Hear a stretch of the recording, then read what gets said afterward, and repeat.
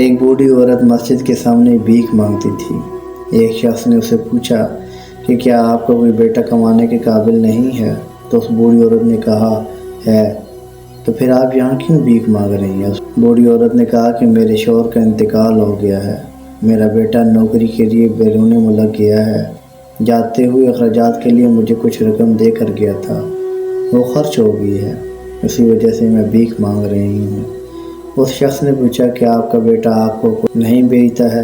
بوڑھی عورت نے کہا میرا بیٹا ہر ماہ رنگا رنگ کاغذ بھیجتا ہے، جسے میں کمرے میں اپنے گھر میں دیوار پر چپکا دیتی ہوں۔ وہ شخص اس کے گھر گیا اور دیکھا کہ دیوار پر بینک کے 60 ڈرافٹ چپکا کر دیے گئے ہیں، ہر ڈرافٹ 50,000 روپے کا تھا۔ تعلیم یافتہ نہ ہونے کی وجہ سے وہ عورت نہیں جانتی تھی کہ اس کے پاس کتنی دولت ہے۔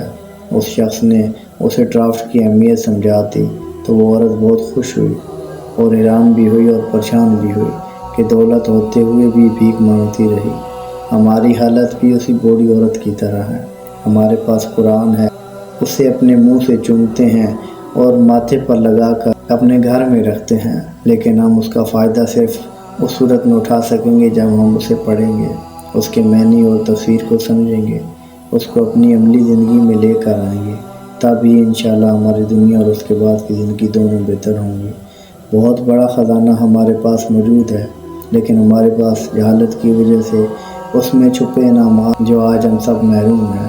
اللہ پاک ہم سب کو قرآن پاک کی عظمت کو سمجھنے کی توفیق عطا فرمائے، آمین یا رب العالمین۔